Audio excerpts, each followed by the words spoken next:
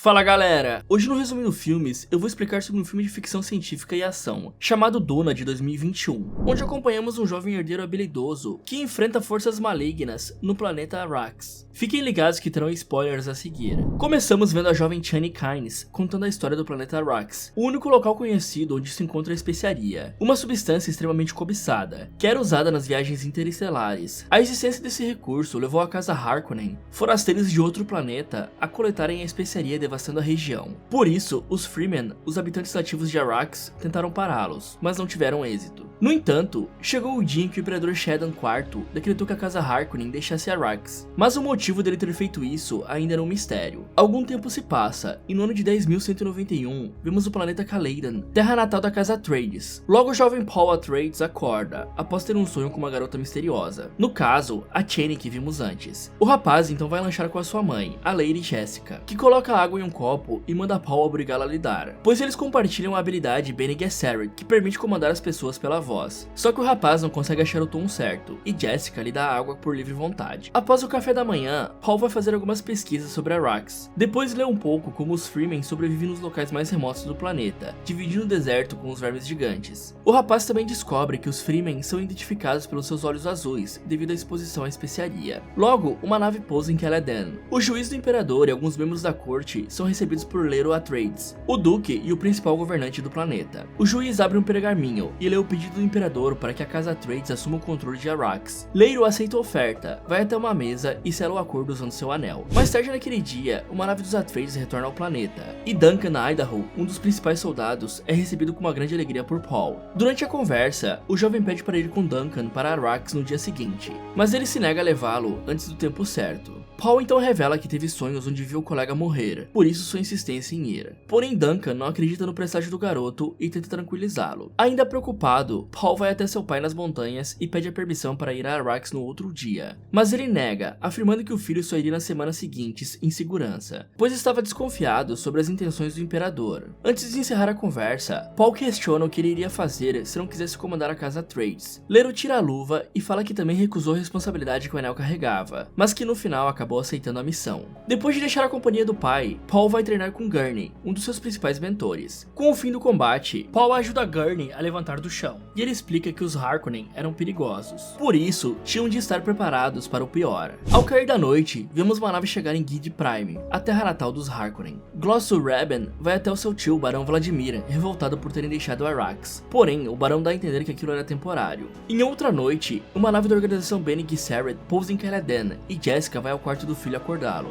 Depois que ele se troca, Jessica o informa que a reverenda Madre Morrian, uma das mais respeitadas da Irmandade, chegou para falar com o rapaz sobre os seus sonhos. Por isso, o Dr. Yu checa os sinais vitais do rapaz. Depois Jessica leva o filho até o salão onde Morrian está. Deixa os dois a sós e ela força Paul a se aproximar com sua voz. A mulher logo mostra uma caixa a ele e o submete a um teste para colocar a mão ali. Assim ele faz. Morrian rapidamente encosta uma agulha venenosa no pescoço de Paul e ameaça matá-lo caso ele se mova. Então o rapaz começa a sentir dores na mão dentro da caixa, porém ele resiste até a madre encerrar o teste. Morrian parabeniza Paul por ter controlado seus impulsos e o informa que herdaria muito poder futuramente. Depois disso, Jessica acompanha a madre até a nave, e ela informa que tinha de testar o rapaz, já que ele é o suposto escolhido, Kwisatz Haderach. Após as mulheres saírem, Jessica percebe que Paul estava escutando a conversa. Ele questiona sobre o que Morrian disse, e sua mãe revela que as Bene Gesserit manipulavam as linhagens de sangue por séculos, a fim de criar uma mente poderosa o bastante para dobrar o espaço-tempo, pois esse ser traria um futuro mais próspero para a humanidade. Porém, Paul não fica contente em saber que podia ser essa pessoa. Semanas mais tarde, a mudança para Arrakis acontece. Assim que pousam no planeta, os Atreides deixam a nave escoltados por soldados, e Paul corre para abraçar Thufir, outro mentor que tinha chegado antes, enquanto os Freemen começam a cantar Lisan al Gaib. Por isso, após embarcarem em um ornitóptero, Paul pergunta à mãe o que Lisan al Gaib significa, e ela traduz como Messias, pois os Freemen acreditam nas superstições, só que Paul continua descrente. A casa Atreides é levada até Arrakeen, a capital de Arrakis. Eles se instalam no palácio e Leto avalia o perímetro com Gurney para fortalecer as defesas, enquanto Jessica é levada até as candidatas à governanta e seleciona Shadout Mapes, Jessica confronta a mulher por saber que ela estava armada, porém Shadow informa que sua arma era um presente sagrado para a família do escolhido. Tira da cintura uma adaga Cris e lhe entrega. Mais tarde naquele dia, Paul volta a estudar observando uma gravura do verme gigante na parede. Depois ele descobre que para evitar aquelas criaturas, os Freemen cruzam a areia usando movimentos irregulares para emular os sons naturais do deserto.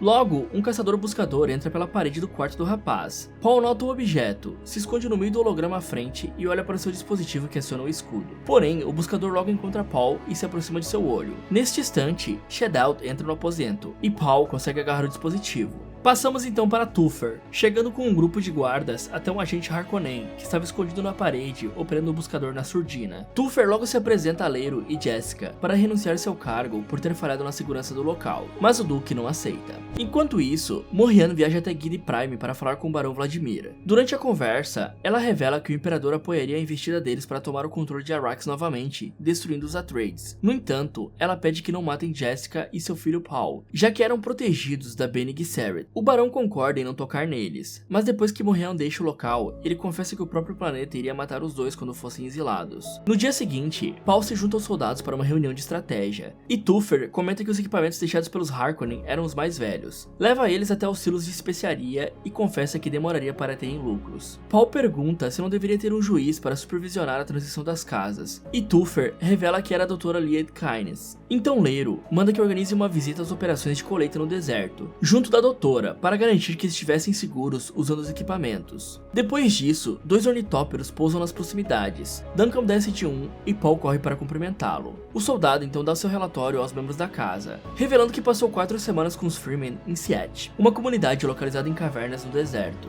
Em seguida, eles recebem a visita de Stilgar, o líder de Siet, que os cumprimenta cuspindo no chão. Lero propõe formar uma aliança entre os povos, mas Stilgar duvida das intenções do Duque e se apressa em encerrar o papo. Só que antes de sair, Paul chama a atenção de Stilgar para ele ficar. Mas o homem insiste em ir e reconhece o rapaz de alguma forma. Mais tarde naquele dia, Paul se reúne com os amigos. Duncan lhe dá uma bússola diferenciada feita pelos Freemen e confessa sua admiração por aquele povo. No dia seguinte, uma máquina coletadeira de especiaria é enviada ao deserto através de um carry-all, enquanto Lero, Paul e alguns homens vão ao encontro da Dra. Kynes. Paul agradece pelos trajes estiladores, uma roupa Freeman capaz de esfriar o corpo e reciclar a umidade perdida no suor. O grupo logo parte em ornitópteros a caminho da colheitadeira para ver as operações, e a Dra. Kynes comenta que as naves menores próximas da máquina serviam para captar o sinal dos vermes, pois eles se movimentam em ondas de areia em direção das colheitadeiras. Não demora muito para que um dos vermes seja visto se aproximando. Por isso, Kynes entra em contato com os operadores para orientá-los do perigo. Então o carry-all é enviado para levantar a colheitadeira do deserto, mas uma âncora apresenta problema impedindo que consigam. Com apenas 4 minutos para o impacto, Lero ordena que 21 homens a bordo da máquina deixem o local, enquanto eles pousam os ornitópteros para resgatá-los. A missão de resgate ocorre bem, exceto que uma cortina de areia torna as visões de Paul mais intensas, deixando-o em transe. Gurney então volta para resgatar o rapaz, e o verme se aproxima fazendo eles afundarem na areia. Porém, os dois ainda conseguem subir no ornitóptero, e veem a criatura surgir abaixo da aeronave. Ao chegarem na base, Lero confronta Kynes sobre o ocorrido, pois como juíza da mudança, ela devia ter visto que os Harkonnen só deixaram equipamentos ruins para a casa Atreides. Mas ela basicamente manda um "quem disse que isso é problema meu". Enquanto isso, Paul é levado até o Dr. Yu, que chega à conclusão de que o produto psicoativo da especiaria tinha sido responsável por deixá-lo em transe. Após o homem sair, Paul revela que na sua visão era guiado pela jovem de antes no meio do deserto, e que alguém lhe daria uma adaga Cris que seria fundamental para o que viria a acontecer. Depois disso, Paul fala para Jessica que sabe que ela terá um bebê, o que a deixa surpresa já que tinha acabado de descobrir a gravidez. Enquanto isso, no planeta Salusa Secundus, o exército imperial conhecido como Sardaukar se prepara para a batalha junto dos Harkonnen. Logo que a noite chega em Arrakeen, os guardas são atacados por Yu, que desativa as defesas do palácio enquanto as aves inimigas chegam. Então Lero desperta notando movimentações estranhas, sai para investigar e encontra a governanta caída. Por isso tenta contato com os homens, mas a comunicação está bloqueada. Em seguida, alguém dispara um dardo nas costas do Duque, que até tenta alcançá-lo antes de ser atingido, mas ele não consegue e acaba perdendo a capacidade de se mover, momento em que Yu se revela como traidor. Depois disso, as tropas percebem que algo está errado e saem para assumir seus postos. Notam as naves inimigas se aproximando e explosões começam a ocorrer, o que causa a morte de centenas de soldados Atreides. Enquanto isso, no palácio, um grupo de Harkonnen marcham para dentro do local, e os Atreides iniciam a investida na escadaria, mas são surpreendidos quando as tropas imperiais descem da nave por trás e acabam sendo derrotados rapidamente. De volta ao Duque, Yu pede desculpas pelo que tinha feito, pois só fez aquilo porque o barão tinha sequestrado a sua esposa Wanna. Em seguida, ele pega o anel de seu dedo para dar ao Paul, e substitui um dos dentes de Lero por uma cápsula de gás venenoso, que ele poderia usar quando se aproximasse do barão Vladimir para matá-lo. A derrota dos soldados Atreides logo acontece, mas Duncan é um dos poucos que consegue resistir. Porém, quando chega no quarto para salvar Paul, não o encontra lá, por isso ele vai até a área externa, derrota alguns homens e foge em um ornitóptero. Enquanto isso, Paul está sendo feito de refém com sua mãe em uma nave, e como está com a boca amordaçada, Jessica faz sinais mandando o filho usar a voz. Nesse instante, os homens cogitam se livrar do rapaz para que se aproveitem da mulher. Paul então tenta controlar um dos capangas e ele lhe obedece tirando a mordaça de Jessica, que ordena ao soldado matar os demais e depois lhe soltar. Em seguida, Jessica mata o último soldado, solta o filho e encontra o Kit Freeman, no mesmo instante em que a nave é desativada. Então, eles saem para o deserto e correm até o alto de um morro para observar a Arrakeen completamente destruída. Passamos para Lero, despertando pelado numa mesa de jantar, enquanto o barão Vladimir come no outro extremo. Logo, o Dr. Yu entra pedindo que o barão liberte sua esposa como tinha prometido. Vladimir se ergue da cadeira, indo até o traidor e fala que apenas prometeu reunir ele com Wanna, por isso lhe mata para que possam ficar juntos. Depois disso, o barão chega perto de Lero e o insulta dizendo que sua linhagem havia acabado. O Duque então cochicha algo. Vladimir aciona seu escudo, aproxima o rosto de Lero para ouvi-lo melhor, e ele esmaga a cápsula liberando o veneno pelo local. No deserto, Paul e Jessica armam uma barraca, checam o kit e encontram uma mensagem escrita pelo Dr. Yu. Depois disso, Paul acha o anel do pai, o que serve como afirmação de que o Duque realmente tinha morrido. Na manhã seguinte, a Dra. Kynes observa a Arrakeen, já sob o controle da casa Harkonnen, até que um ornitóptero se aproxima e Duncan desce indignado com o que tinham feito com seu povo. Porém, Kynes informa que foi instruída a ficar calada. Passamos para o palácio. A maioria dos soldados realmente morreu ao inalar o vapor, mas o barão ainda está vivo, bastante debilitado no teto. Enquanto isso, Paul pega o tubo cheio de especiaria e acaba tendo outra visão. Dessa vez, vendo uma batalha entre os Sardaukar e os Freeman, onde ele é um dos guerreiros com os olhos azuis. Depois disso, Paul coloca o anel de seu pai. O sinalizador indica que alguém estava próximo, e Paul usa um equipamento para sair próximo de um ratinho do deserto. Em seguida, o ornitóptero de Duncan se aproxima, e ele resgata Paul e Jessica. Os três então viajam com Kynes até uma estação de pesquisa subterrânea, e a doutora ordena que os Freeman tragam roupas e água aos visitantes.